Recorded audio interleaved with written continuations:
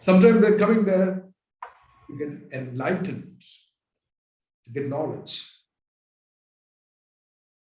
Sometimes they're coming there to peep something that has been offered in a Precedium space, and the fourth wall theory, where the fourth wall is being removed and the audience can look through that wall, and a performance being enacted in a room, and audience are allowed to look through that.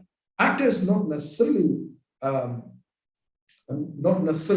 consider audience presence there, that they continue to perform. The audience may be considered as somebody who's actually looking into an action that has been performed. In interactive space, this is not necessarily the case, where we will have to establish a relationship with the spectator. So where we will ask whether this audience are our neighbor, this audience are our friends, are they our family members, or are they there for a political discourse? Are they there getting provoked? Are they coming to theater to question us? So these questions are very important because theater, the unique thing about theater, it is taking place in time and space, in the presence of an audience. Without the presence of the audience, theater doesn't exist. There's no meaning for theater. Last 2 years during the COVID pandemic, we have been seeing many theater productions that's happening elsewhere, and that has been documented and edited and been shown us through a digital medium. Maybe we are trying to overcome the difficulties we are facing, but we may have to ask this question: is this theater? Do you think that theater really can take place in your living room and you can shoot it and you can show it to people who are sitting somewhere else? My answer is no, that is not a theater. You may have to call it something else. Maybe some different kind of a form of art. Yes. But this question is very important for us, for theater makers. And that is the reason I asked this question, whether this audience are coming to theater to get entertained or enlightened, or are they there to peep into something, the private show that's been offered. I can have many examples from this. For example, a production like Ubroy. Some of you have seen this production. I'll be showing some of these images of this production later. Audience are walking into a concentration camp kind of setup, where barbed wire being set, and audience are entering into it. Why are they coming to a place like that? When the audience enter that place, they will think, why am I sitting here? This entire space is covered and caged. Am I secure here? Am I forced to watch this? And this question they immediately ask while they've been seated, even before the performance begins. And there we establish a relationship with that audience. What is that relationship? The relationship is that you are going to watch Ubroy. Ubroy is a story of a tyrant king who's going to take over the country and dictate his mad policies on people and take away their freedom. And the entire performance becomes kind of a forced entertainment. Whether you like it or not, you have to sit there and watch it. You cannot even leave. And that is a very torturous thing. And that is the case of any citizens in a tyrant kingdom, where you don't have a choice. You can be arrested if you speak up. So that relationship is immediately established when audience step into the performance space. So what the question I asked as a scenographer, why are they there? Are they coming there to watch a show, entertained or enlightened, or peep something? They are not coming there to peep something. They are coming there to experience the mad regime of Ubroy, and they have to be seated in a particular way to experience that. And I can give another example of a production like a Virasat, Maheshal Kunjwar's play, National School of Drama Republic Company produced this, which Anuradha Kapoor directed, and I collaborated as a scenographer, where audience are coming to take part of a funeral of the elderly man who just passed away in a house. Who are they? Then are the neighbors or the family members? They could be both. They're not outsiders. They're entering to the house itself, and they're sharing the space with the actors and the characters, and they start to understand the problem they're facing in their family. Some of them may be seated in the kitchen, some of them may be sitting in the balcony, some of them are sitting in the storeroom, but all of them are there, gathered in the family. Like we go to any house where somebody's been died, and we may not necessarily have a comfortable stay there, but we excuse us somewhere else. We sit maybe in a veranda and spend that night because next day is the funeral. And similarly, in Virasat, we imagined a space where entire audience can be accommodated inside of the house along with the characters. So that question I put it in the very beginning: who are the audience? We have to establish this relationship with the audience, with the performer. Without having this relationship, it's very hard to make a piece of work meaningfully. Because without having the presence of an established relation with the spectator and the performer, the performance meaning might not be completed. It's fine, to make the audience also sit on a chair and maybe peep. It's fine if the performance is made such a way that we don't need the audience to be part of the performance. Let them sit far away and look at it. But that is the reason why we allow them to sit far away. And that reason, that relationship that has to be established with the performer and the spectator. This is the feeling also what audience experience when they enter into your performance space. You convert the whole, whatever is seen, you see it also as a space for the scenography, and that makes the interesting things for the audience, that you are not sparing their even sitting space, and their own ecosystem also contributes in that performance, that they are the part of the performance, just like some monumental performances also. So a life is being created, or sometimes we want to see, we enter into some temples and suddenly feel that there was it was a time when this event was happening.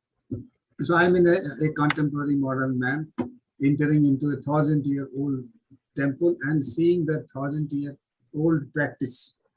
So this is also, so you also explore a lot of ritualistic things, but not in a ritualistic way to get the ritualistic goals, but actually to get the dramatic goals, what you conceive as a production. So that is a very interesting thing. So it was in Indian scenario, what we see that a lot of people are doing theater, but the kind of design you explore with your scenography, it invites a lot of economical expense, a lot of expenditure. And most of the theater in India, they are produced under economical pressures. They don't have money. So in that condition, what you will suggest, and how, if you have felt that kind of thing, how you explored your scenography to save your thing in design also, save your imagination also, and the constraints also, the challenges also. Right. Yeah, well, I understand what you're saying, that, we make theater in India with a lot of constraints. We hardly have any money when we think about a production. But I think we shouldn't actually fall into this sort of notion that scenography does require a lot of money. Yes. A lot of money would not make a good art, as we all know.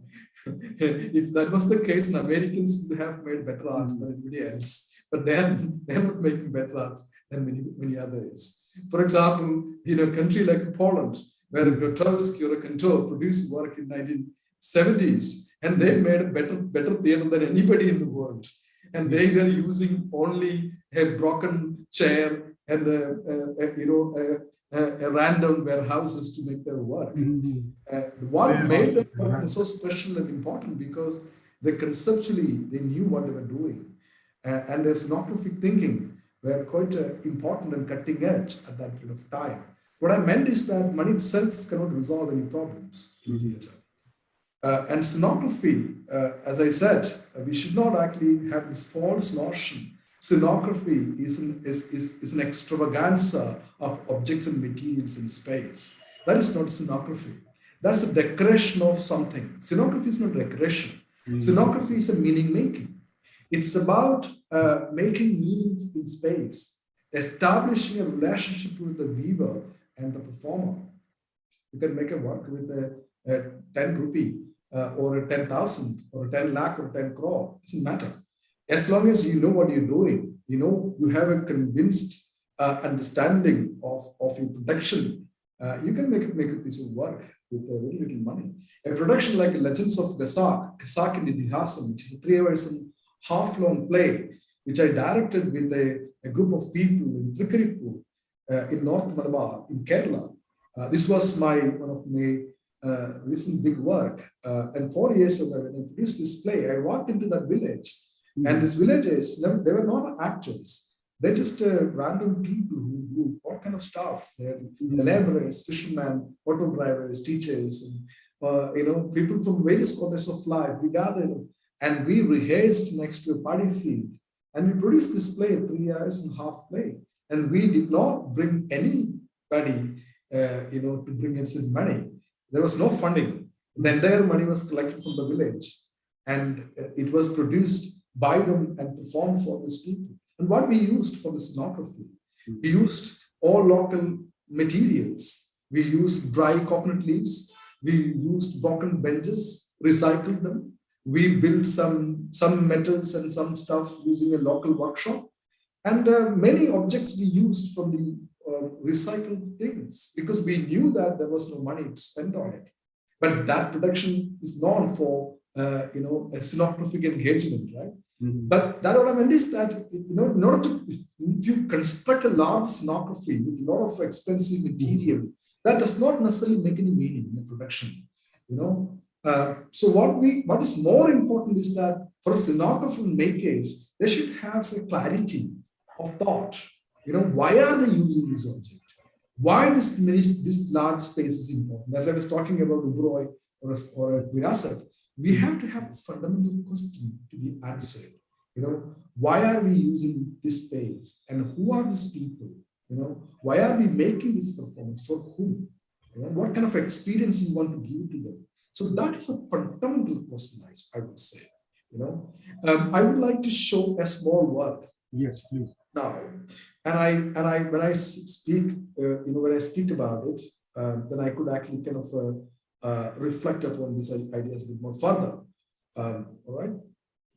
And this work, I showed this work because also Vijay Singh was one of this actor in this work. It's called The Cabinet of Dr. Kaligari, a production which I directed for students in Ambedkar University later, which we have reproduced it with a performance studies collective and a Blue Ocean company in Bangalore. And we kind of produced a big set to perform it. But initially when we performed this play, we just converted a warehouse space to make this work. And there we hardly spent any money because the space was available there and we did not need to spend anything. We may have spent about 25,000 to 30,000 to make some objects and some cabins put together. But look at this work, what I will be showing, and we'll talk about it further, how we kind of came to conclusion to make a piece of work in this kind of language, and also how we resolve some of this scenographic problem in the process of making. Okay? I'll be sharing my screen and I show this. Thank you. Please.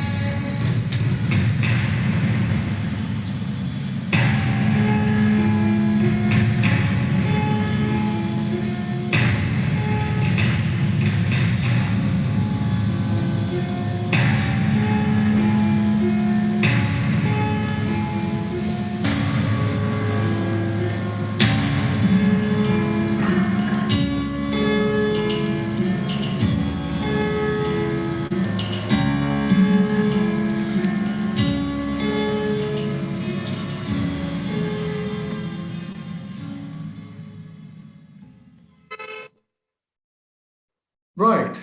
So this particular performance piece was emerged from a site, for example. This is a good example for a site-specific piece of work.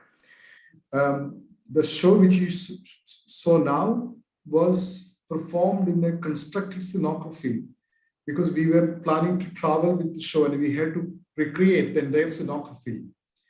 But initially, when this play was made, what you all see was already existed in a warehouse space. So when we start practice this work in Kashmiri Gate in Ambedkar University, there was a studio space, and that space allowed us to do all of this. There is a gate in the back. There is up there's a large ladder that going into the top where the actor can climb there. Or there is this space which is about 40 feet wide and about 65 feet length. And we could use that as a performance venue. But one thing in that space has happened because there was only one entrance to that hall, only one entrance. There is for the audience and the actors, there's only one entrance, which you already saw in the back of that theater, where this the shutter was lying there. So what we did was, when the audience comes, audience has to walk through the performance. They have to walk through the set, and they have to sit in the gallery, look at back to theater again. So when the audience entered there, we decided the performance already begin. So when they're coming there, somebody's sitting and playing a piano, or there was a man who's dancing with a puppet in the hand. And there is already a man sitting on the sofa and holding a glass box. So audience can look at all this. Why are these people sitting in this fashion? What are they waiting for? They're waiting for the audience to come. And there is somebody else sitting in the gallery. And there's another character. He's only one person in the audience gallery when the audience comes. That's also a character who's looking at the show that is already performed for that single audience. So the audience are walking into this play already began, and they join that particular character called Alan, and the play begins from there. So this allowed the entire performance language to establish because of that specificity of that spatial construct of that warehouse. So we did not spend much of money to convert this space because we kept it as it is. For example, on left side, there is a water taps. There are about 5-6 water taps unused. And we also used water taps too, because that was already available there. So what I meant to say here is that it is not that how much money you kind of spend down to make a scenography, but how you imagine it, how you adapt it. You know how do you resolve the problem of the play that is being offered? But because this particular play, it's a thriller. As we know, it's based on the 1920s German expressionist horror film called The Cabinet of Dr. Caligari. So this kind of work that does require that kind of spatial setting, so which we can use it, right?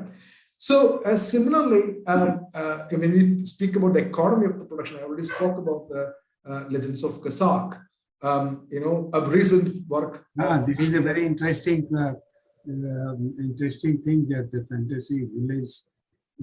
It is happened in the village. You created it in the village. What you were talking about.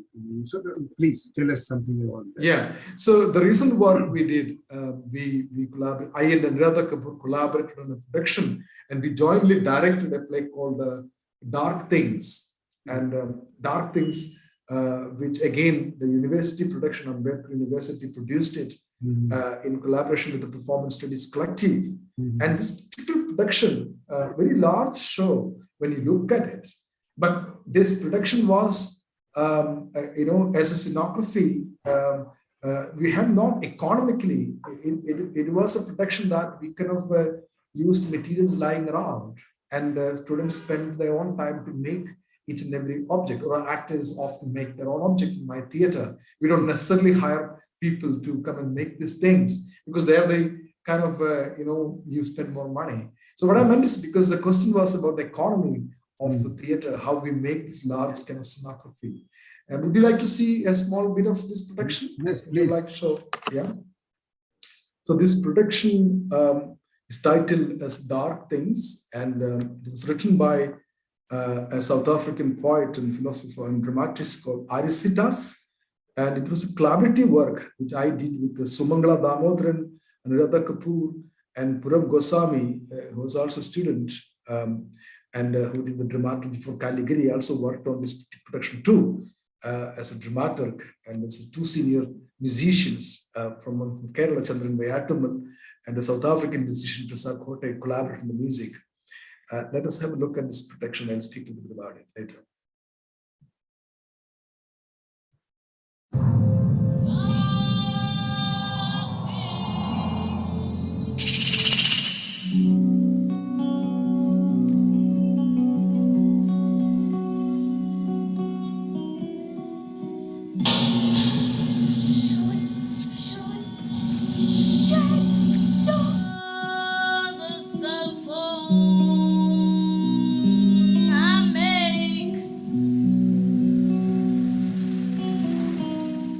Capitalism's tonic, the new Viagra.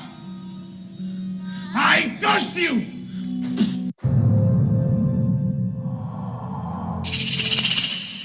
A dash on a page, and then I drop down. I drop down. I drop down like.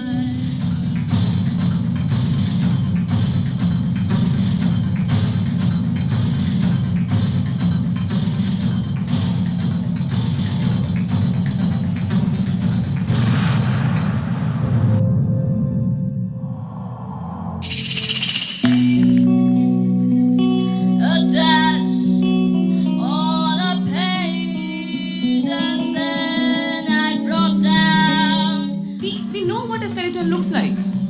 The point is to reconstruct them properly. Right bone for the right story.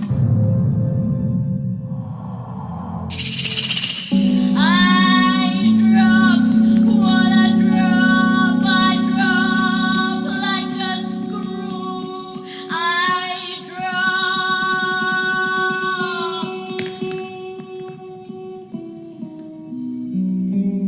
unnoticed.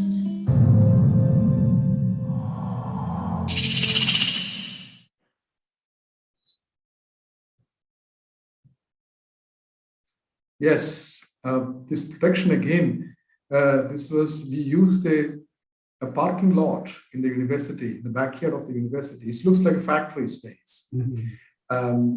Because this production does require a factory space. This is a play that is taking place in a factory, and the laborers in the factory